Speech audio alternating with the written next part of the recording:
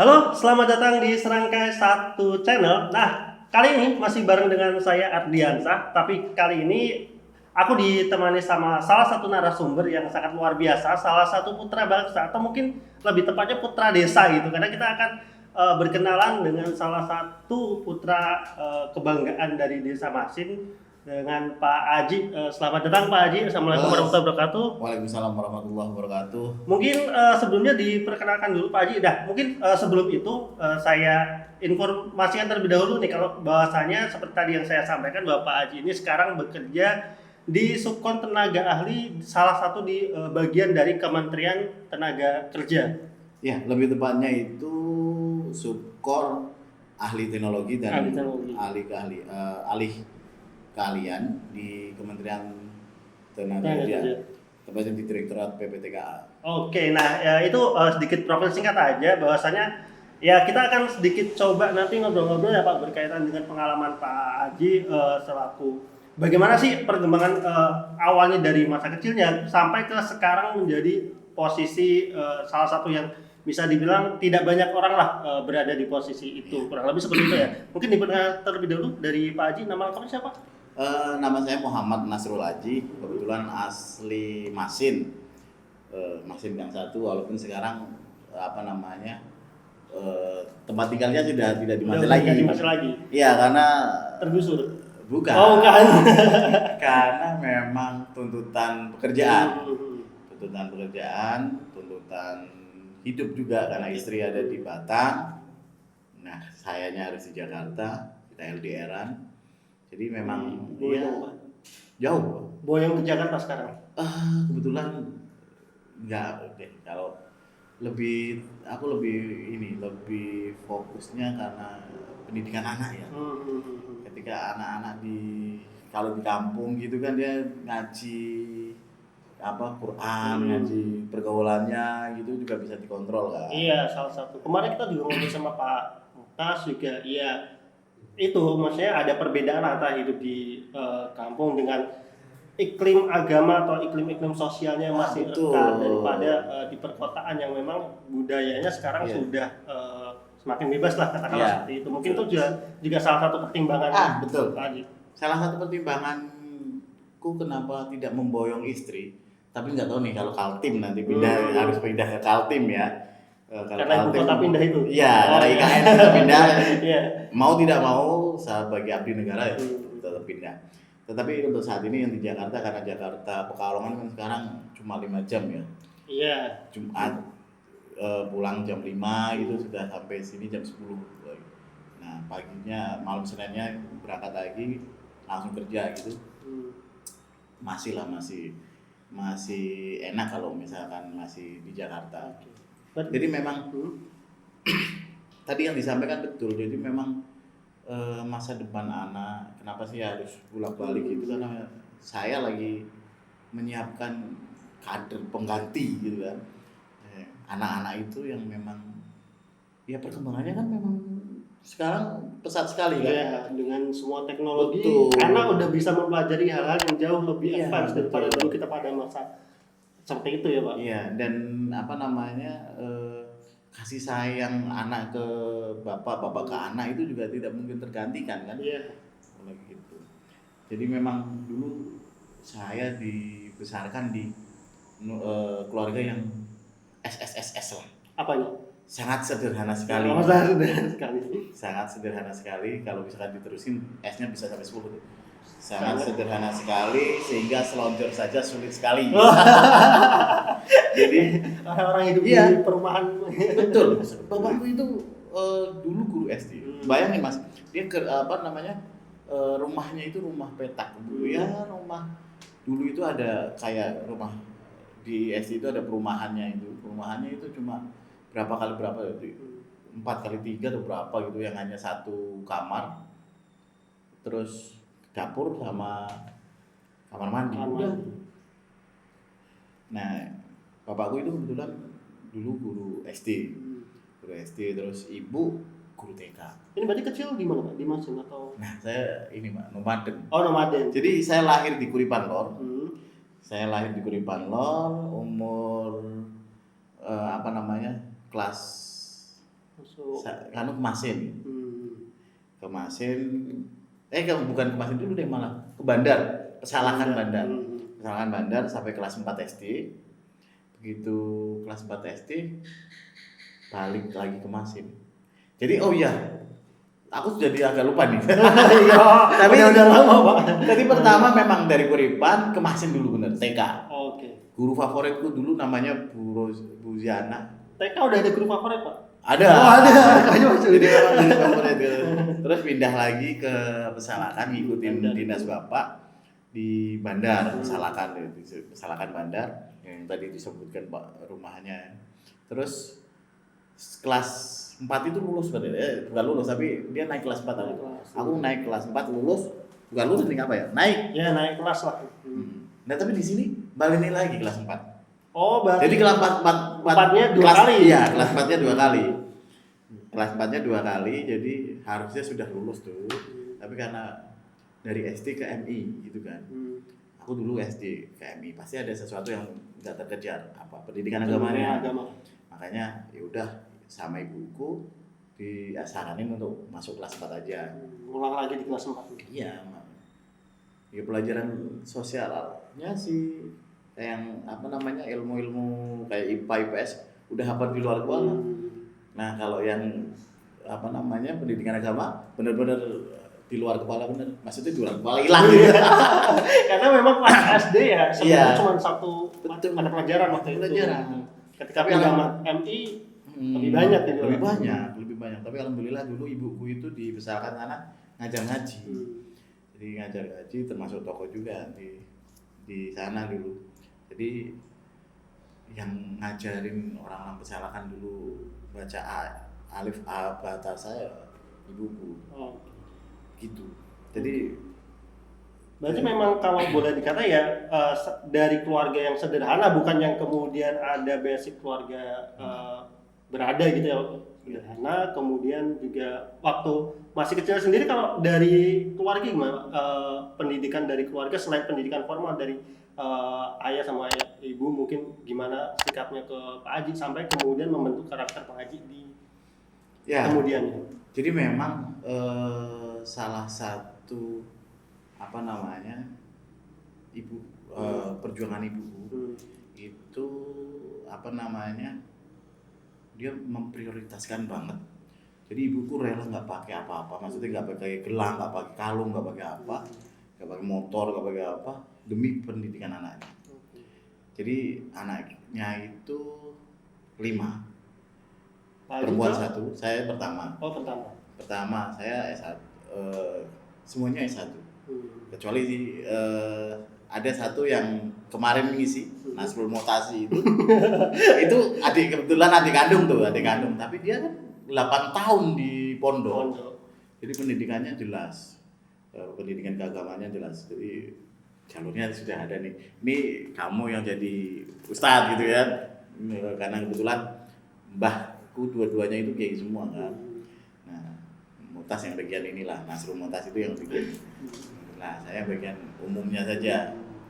Jadi memang dari kecil harus digembleng. Tugasmu ki ora ngomong sekolah. Tapi alhamdulillah sih aku nilai bahasa Inggrisku itu nggak pernah nilainya 7, 8 ya. Apa di bawahnya tuh di atas? 6. Oh, di bawahnya. Yang kirain di 7, 8, 9, 10 ya. Iya, 6. Jadi memang enggak sih. Di SMP alhamdulillah.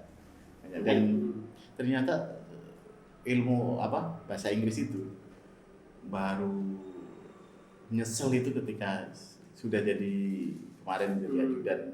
Kan sempat jadi ajudan nih, ajudan menteri tenaga kerja 3 tahun lah. Keliling dunia tuh 13 negara. Baru 13 negara. Itu pernah kan harus pesen makan dan lain sebagainya bahasa Inggris. Ya little ya itu ada salah satu penyesalan lah ya. Penyesalan terbesarku adalah kenapa saya dulu tidak tidak fokus ke bahasa Inggris. Tapi bicara itu kan coba nanti kita bicara dulu pada saat masa kecil atau pada saat SD SMP dulu, kepikiran awalnya apa Pak? Gede itu pengen jadi apa, atau mungkin pada saat belajar di SD SMP itu apakah cuman ya udah mau belajar-belajarnya karena memang disuruh sama ibu, diharuskan pendidikan penting, atau pada saat masa kecil itu udah punya bayangan besar Pak?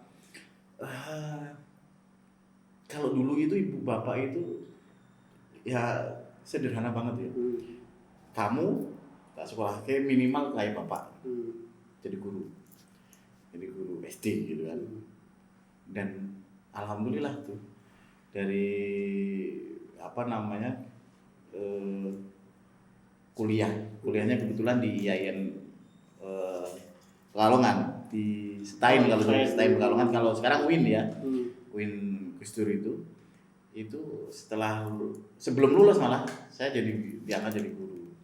Jadi tapi perjuangannya itu yang jadi pernah di SMP itu yang lain itu sudah uang sakunya 1.000 tuh di tahun berapa tuh 2007 saya berarti masih SD apa SMP mungkin? Iya, Ya sekitar itu. 2007 kalau nggak salah. Karena aku lulus bukan 2007. 97. Dia jauhan Pak dari 97. Gue ngerasanya masih 17 tahun soalnya. Oke. Karena masih ngerasa 17 tahun padahal 40 nih. 97 saya baru lahir pas baru umur setahun. 97 tuh. 97 itu yang lain udah dapat 1.000. Aku sakunya 300 rupiah. Naik sepeda dari sini ke Simbang dulu, SMP-nya SMP 14. Oh iya. SMP 14. Jadi naik sepeda Mas. Naik sepeda. Tapi tidak cuma itu penderitaan. Di SMA itu SMA 2 Pekalongan. Bayangin aku di Masin. Lebih jauh lagi Pak. Panjang. Iya panjang. Dan itu pernah sebulan atau 2 bulan itu naik sepeda. Tapi itu belum zaman drop berarti ya, zaman dulu. Oh belum, masih sekarang belum udah rock. naik. Kalau sekarang dia malah lantai ketemu atap sekarang. Iya. Karena saya kan juga kebetulan SMA di 4 Pekalongan dan ya beberapa kali ke SMA 2 atau 3. Iya. SMA 2 kalau sekarang naik ya balik harus pakai jukung. Iya. Tahu jukung kan? Perahu kecil itu. Kecil. Nah itu harus naik. Jadi pengalamannya dulu diantar bapak naik sepeda jengki. Jadi SMA itu daftar pertama naik sepeda jengki Mas. Diantar, diboncengin dari Masin sampai Panjang. Perjuangan bapak tuh sampai segitunya. Nah, dulunya mau daftar SMA 3. Nah, SMA 3 nggak dapet tuh karena nemnya ya. mepet. Nah, karena kebetulan tadi disuruh belajar, iya, tapi pinternya kan anugerah kalau pinter ini. Iya. Karena kebetulan nggak pinter-pinter amat sih, tapi 10 besar pasti. Nah, begitu SMA itu ada pengalaman menarik di kelas 2 itu kan kalau misalkan aku studi tour mana? Bali, tapi aku nggak ikut sih. Bali sama, aku nggak ikut juga. Padahal aku sudah nabung tuh, mempersiapkan bener-bener aku nabung.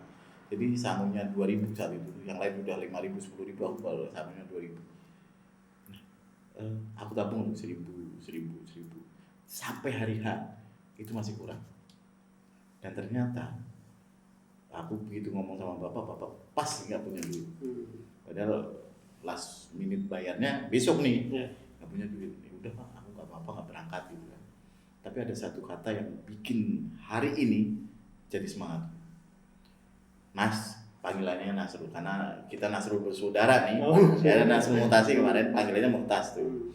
Kalau aku Nasrul Aji, panggilannya Nasrul. Tadinya kalau di Masin, kalau di luar Aji, agak kerenan dikit lah. Nah, bawahnya itu Nasrul semua itu. Nah, begitu itu beliau ngomong ini, Mas, hari ini memang Bapak ada iso mangkat ke Kueneng Bali. Bahasa Indonesianya, kamu hari ini nggak bisa nih berangkat ke Bali, tapi yakin suatu saat kamu jangankan Bali, se-Indonesia bisa. Dan hari ini terbukti Mas, luar biasa hari ini. Nah, begitu lulus SMA, kuliahnya nggak langsung kuliah Mas.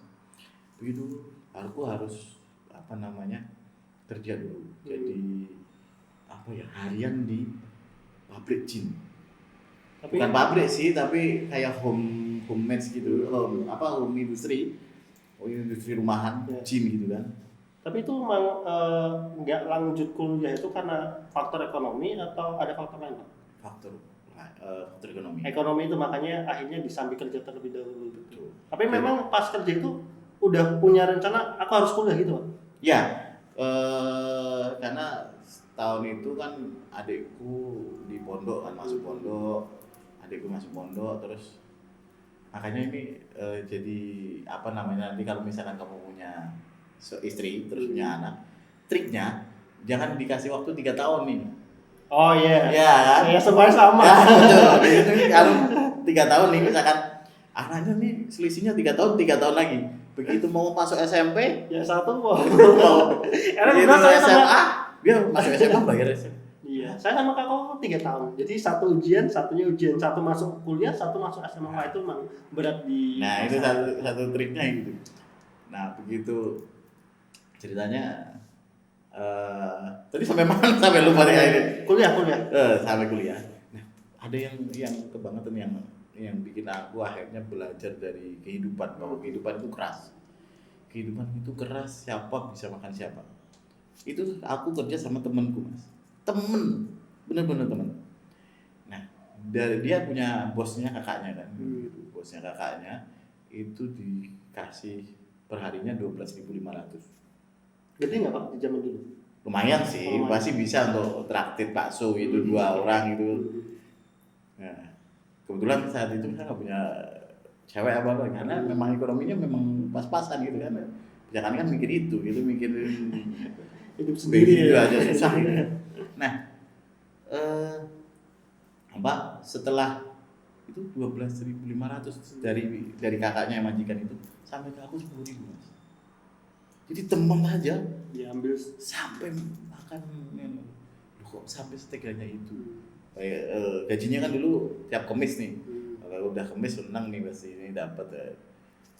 Nah, terakhir itu pas dia temanku itu nggak ada gitu, langsung dari bosnya yang gaji. Ternyata dikasih 12.500. 2 kali lah, kan berarti memang gitu ya. Jadi memang kejem nih. Temen aja bisa sekejam itu. Jadi ada tuh di zaman dulu ya Pak? Zaman dulu, Mas. Apalagi sekarang. Iya, sekarang Pak. Parah ini, PMP kalau bahasanya si temenku si Imam tuh. Pren makan pren. Iya. Nah, akhirnya setahun tuh gua jalanin jadi apa namanya buruh harian itu. Ya gajinya nggak seberapa sih. Terus akhirnya kuliahnya itu juga ngenes yang ngenesnya ya berangkat ya hanya memang berangkat malamnya aku kerja. Dulu jurusan apa? Tarbiyah.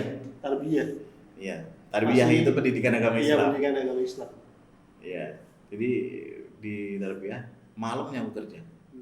Kerjanya sampai jam 11 malam sampai jam 12 malam. Jaga wartel saat itu. Jadi iya, dari jaga wartel itu bisa untuk uang saku gitu kan. Kalau misalkan nambah uang saku kan, karena memang pas-pasan betul. Karena ibuku saat itu aku kuliah, adikku yang itu mondok, yang satunya SMA. Nah, begitu sebelum lulus aku kebetulan kan aktif di organisasi nih. Nah, ini yang penting nih, pemuda itu tidak bisa hanya sekolah itu diam aja, berangkat pulang, enggak. Ilmu yang sebenarnya itu tidak diajarkan di sekolahan.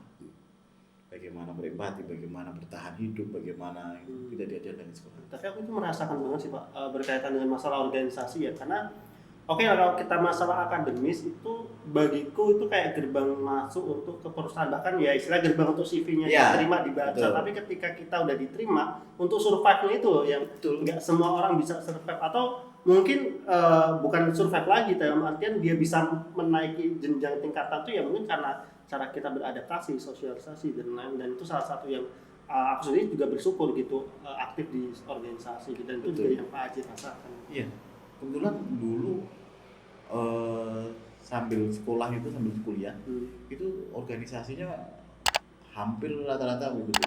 Ada mulai dari IPNU, IPNU PPNU yang akhirnya nanti jadi titik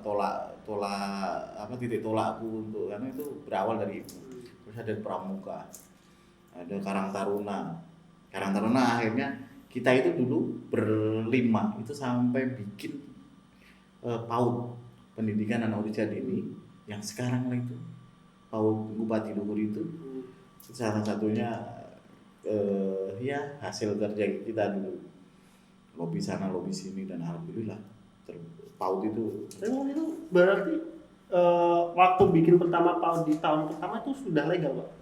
Belum lah. Oh, belum. Kita jangankan, kan dulu itu harus ada naungan kalau yayasan kan. Iya.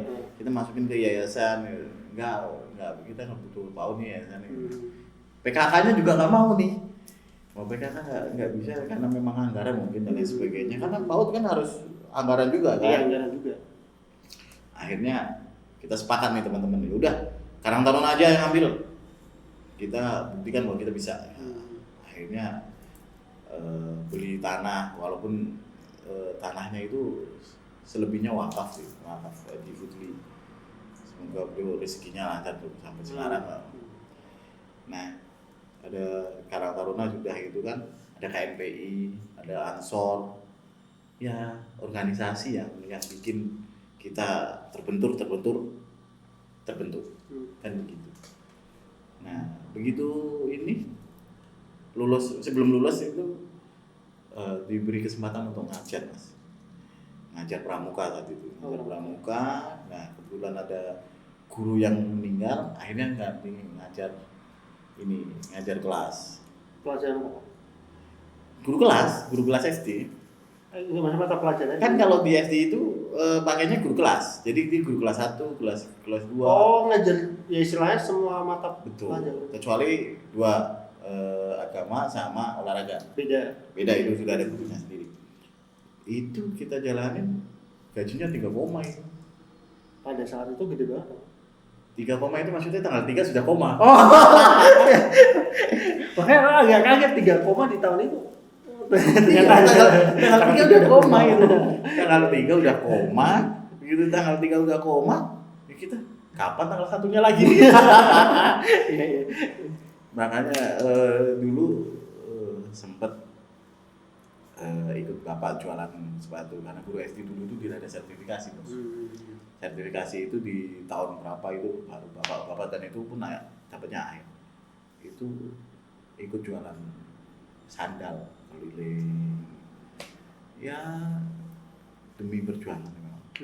Tapi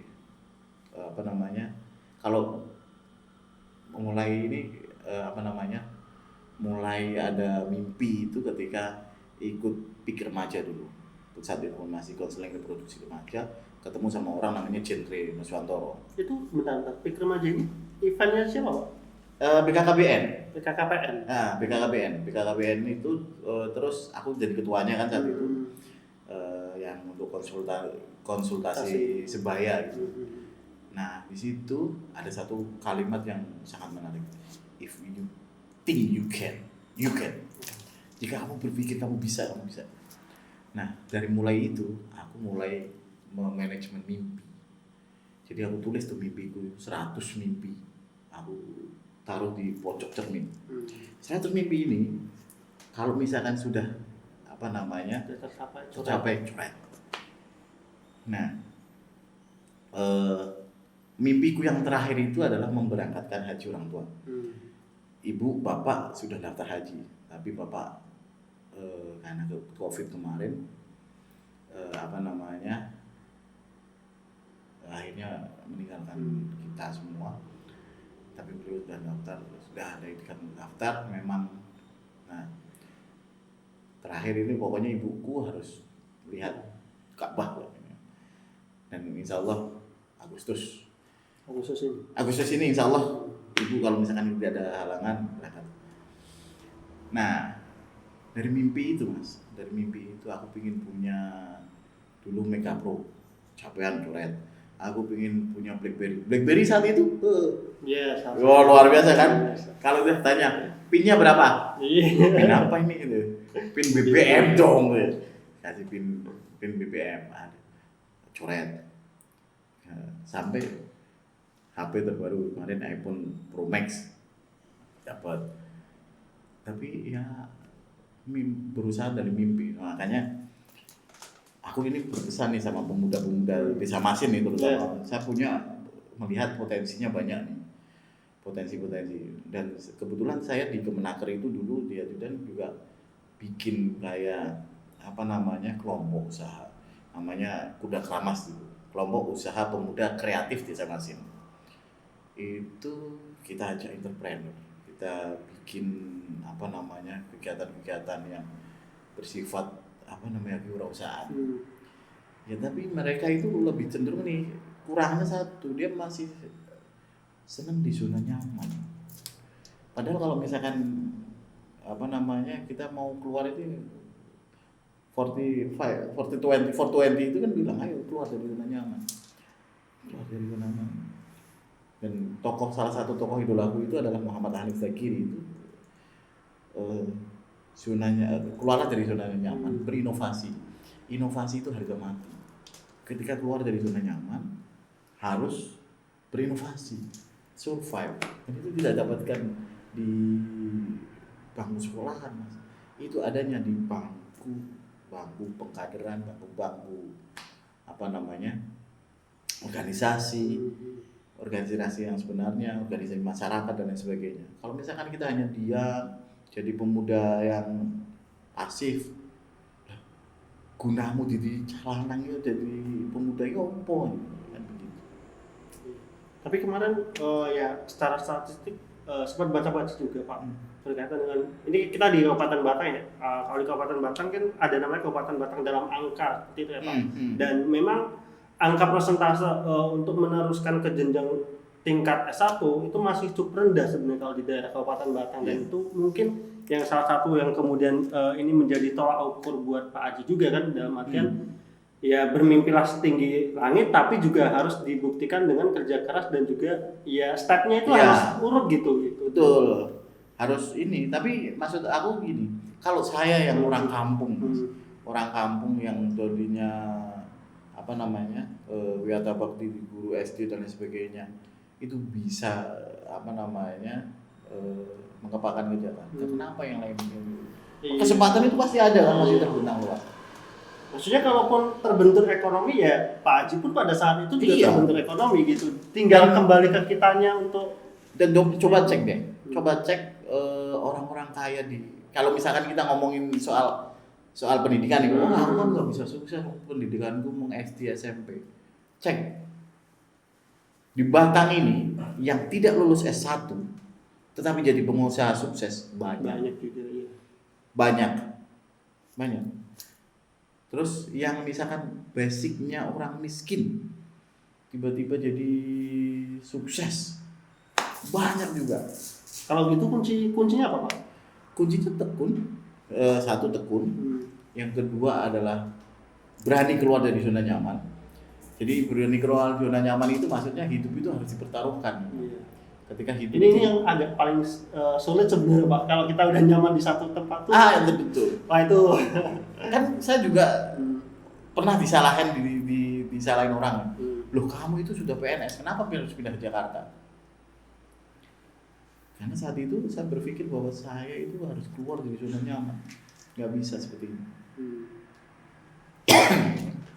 Silakan Pak, harus minum dulu nih. Iya silakan. Berapi-api.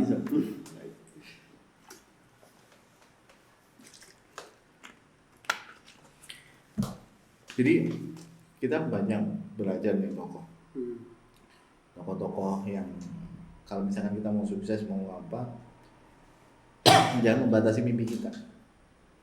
Mimpilah setinggi langit. Kalau misalkan jatuh ya minimal kata Soekarno itu kita jatuhnya di bintang-bintang kan begitu.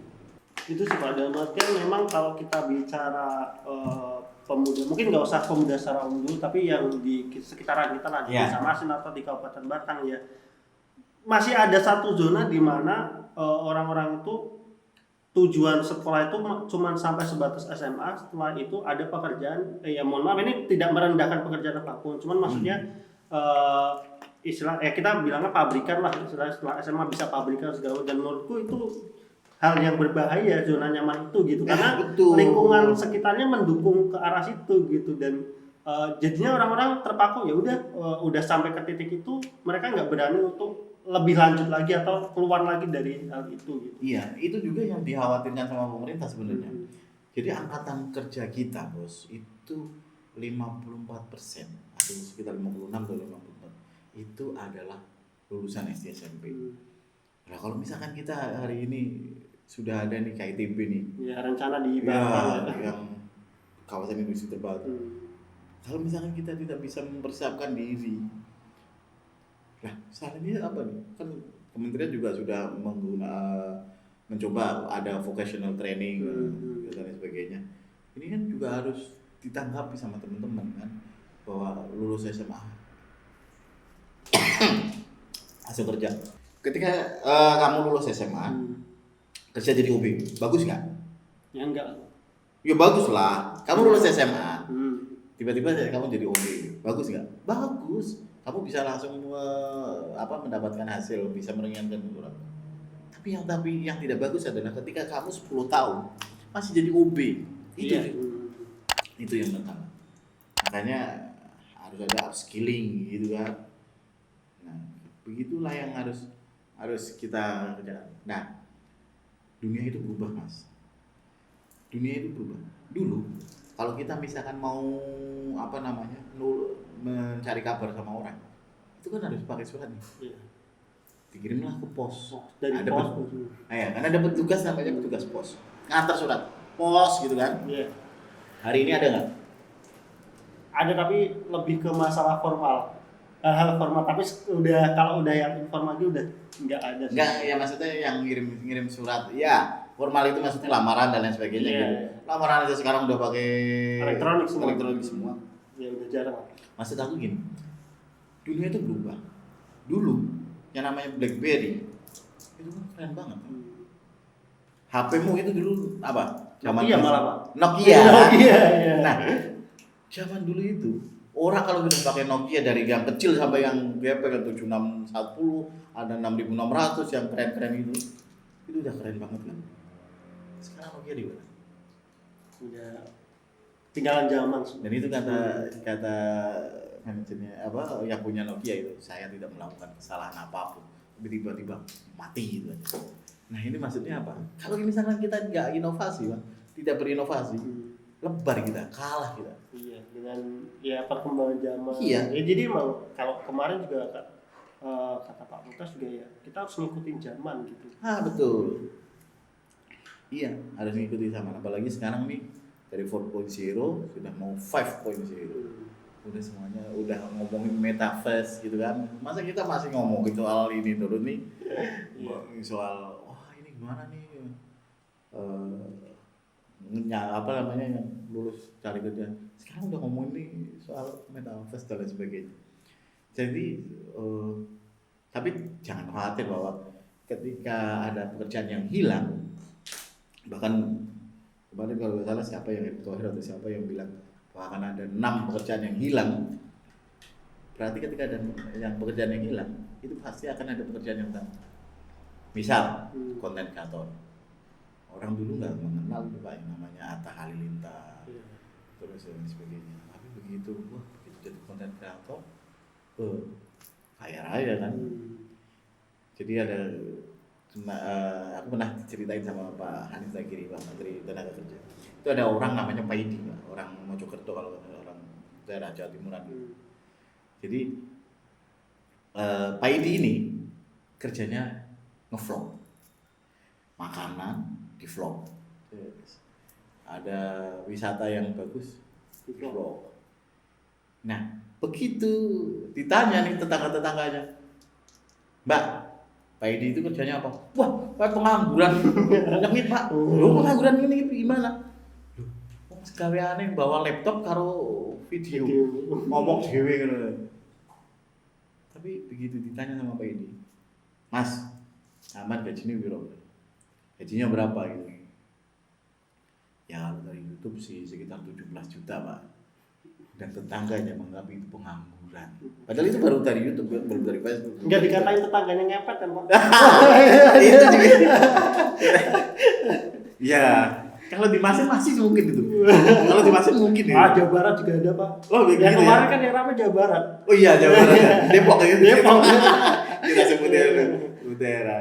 Tapi ya memang gitu yang harus apa namanya, kita harus kreatif. Iya. Inovasi dan lain sebagainya. Jadi dulu aku itu mimpi aja nggak pernah. Maksudnya mimpi dulu sebelum aku ketemu sama orang itu ya. Itu aku paling bapakku guru SD, aku guru SD. Nah tapi bapakku pernah ngomong ini, aku bisa bangga jadi guru SD lah. Kok malah bangga? Ya aku kan guru SD, masa kamu guru SD? Nah, terus aku suksesnya neng dia. Dengan kan, kamu itu guru SD, aku guru SD. Loh aku suksesnya di mana? Orang sukses itu ketika apa namanya anaknya itu lebih mentereng daripada bapaknya. Itu bapaknya sukses itu berarti. Nah, kalau misalkan apa namanya, kok macul ngomong, yo bapakku macul loh. Nah ini yang harusnya dirubah. Mindset kita dirubah bahwa hidup itu harus dirubah, harus dipertaruhkan. Hidup yang tidak dipertaruhkan tak akan pernah dimenangkan, kan begitu. Iya. Ya istilah kita perlu meluruskan pada artian untuk yang mungkin istilahnya masih di jenjang pendidikan ya silakan dimaksimalkan lah sampai ke setinggi-tingginya. Tetapi untuk yang mungkin memang sudah stop di jenjang tertentu, ketika memang sudah tidak bisa ikut formal lagi, ya masih banyak cara untuk eksplor. Dan tadi salah satunya kan juga diniatin kerja keras sama kita nggak boleh ketinggalan zaman. Ketika zamannya seperti apa ya kita harus bisa beradaptasi. Iya. Dan di situ peluang-peluang yang lain itu muncul gitu. Iya, karena betul. Karena kalau misalkan tadi bener, kalau misalkan saat ini kamu lagi nempuh akademik, ya justru tekuni yang serius. Nah, tapi kalau misalkan kamu karena tidak bisa, karena ekonomi dan lain sebagainya, tidak bisa kuliah, tidak bisa sekolah, banyak orang yang membuktikan bahwa apa namanya, sekolah itu tidak ada hubungannya sama kaya dan tidak. Nah, tetapi yang bisa membuktikan bahwa dia apa namanya bisa berhasil atau enggak itu adalah kreatif. Karena orang yang apa namanya yang bisa bertahan hidup itu bukan orang yang paling pintar, bukan orang yang paling kuat, tetapi orang yang bisa menyesuaikan dengan keadaan sekitar. Itu yang paling penting. Nah, misalkan aku nih Mas, aku itu udah nyaman jadi guru SD. Guru SD, apalagi nih istriku juga PNS juga. Wah, harusnya nyaman banget kan dari segi dari guru SD berangkat jam 7 pagi ketemu sama terus pulang jam 2 gitu, ketemu habis itu ketemu anak istri, nyaman. Tapi aku memilih untuk tidak keluar dari zona itu. Begitu ada tawaran, kamu pindah Jakarta, dan itu juga orang nggak nyangka, karena Tuhan itu ketika Allah itu kalau misalkan ngasih apa namanya ngasih rezeki, ngasih jalan itu kan nggak terpikirkan oleh kita. Kita lagi ngajar nih Pak, kamu pindah Jakarta Ji? Nah, pindah Jakarta. Ya udah pindah Jakarta. Begitu ditanya, coba jadi apa? Ajudan. Nah, aku masuk Jakarta, tapi orang lain masuk Jakarta itu harus berjuang keras dulu. Aku langsung naik Alphard bos. Nah ini yang, aduh, begitu nggak jadi ajudan, harus bertahan hidupnya itu yang survive-nya itu yang harus kuat betul. Tapi dulu apa Pak yang kalau dari Pak Haji sendiri menilai kemudian bisa terpanggil ke Jakarta, salah satu yang menurut Pak Haji ini loh apa ya istilahnya kelebihan saya gitu. Tekun sih sebenarnya, tekun maksudnya ya satu tekun, yang kedua ikhlas. Jadi kita itu bekerja itu memang mencintai pekerjaan kita kan. Jadi sebelum jadi PNS sempat jadi begitu kan, honorer itu 10 tahun Mas, 10 tahun lebih tuh. Jadi ada orang yang ngajak, yang jadi titik balik saat ini yaitu Pak Menteri itu, yang Muhammad Hanif Tagiri itu ya persahabatan yang ditawarkan itu, persahabatan. Jadi sahabat itu kayak ibarat tangan sama kaki gitu. Tangan sama mata. Kalau nangis, yang ngusap siapa? Tangan kan. Tapi begitu tangan sakit, yang nangis siapa? Mata. Itu persahabatan itu harus kayak gitu, setulus itu. Nah, Pak Anin itu juga dulu ternyata tulus. Saya nggak hal anggota DPR RI sampai kok bisa memikirkan sampai aku yang di bawah begini kan. Nah, gitu wah, ini persahabatan, benar-benar persahabatan. Akhirnya ya masuklah ke Jakarta itu. Oke, jadi ya tadi ya maksudnya diseriusi lah secara pekerjaan. Ya, pekerjaan itu harus diseriusi. Orang kan lihatnya, wah sekarang Aji enak nih. Loh, kamu nggak tahu prosesnya dari mana? Prosesnya itu dari kita pernah kita 3 bulan itu pulang jam 2:30 pagi, berangkat jam 6:30 pagi. Dan sekarang pun juga masih berproses kan Pak? Oh terus. Nggak boleh berhenti proses itu. Iya, proses. Dan hari ini itu kan saya juga lagi berproses untuk bahwa hidup itu tetap harus diperjuangkan, harus tetap berinovasi dan lain sebagainya. Karena misalkan dulu itu saya nggak bermimpi bisa keliling Indonesia. Hari ini Pak, saya tidak hanya di Indonesia, sudah disebutkan kan 13 negara. Dulu itu kalau misalkan nonton Real Madrid di San Diego Bernabeu, dan saya pernah ke sana. Terus dulu itu nggak mikir kalau bisa umroh gitu kan. Alhamdulillah udah bisa umroh. Dan sudah akan memberangkatkan haji. Nah, kalau memberangkatkan haji itu memang ibu yang punya tabungan sendiri kan. Kalau umroh besok insyaallah aku yang memberangkati. Ya tapi intinya sih pokoknya orang tua itu itu penting. Satu hal, doa orang tua itu nggak bisa tergantikan apapun. Hari ini kalau ibuku telepon pulang, Ci, bawa ini dulu. Pokoknya apa bilang ibu ya udah samina wa ta'na. Dan saya yakin yang lebih pintar dari saya itu banyak, yang lebih tekun dari aku banyak, yang lebih kreatif banyak. Tapi yang bisa menjadikan aku saat ini adalah doa ibu. Itu yang luar biasa. Dan tentunya kalau misalkan bapak ya juga masih hidup juga akan selalu. Jadi ketika bapak sudah nggak ada itu, ya aku kadang aku ingin menunjukkan Pak ini hasilku Pak. Tapi udah. Karena rindu yang menyakitkan itu adalah rindu orang yang sudah tiada. Itu yang ya kalau masih ada kadang kita malah nggak rindu gitu. Iya. Itu ya kadang kalau masih ada atau nyanding malah kan ya. Tapi kalau misalkan kamu jauh dari orang tua pasti begitu ada sesuatu itu kangennya itu. Jadi bahasanya Roma Irama itu kalau sudah iya dan dangdut panjang.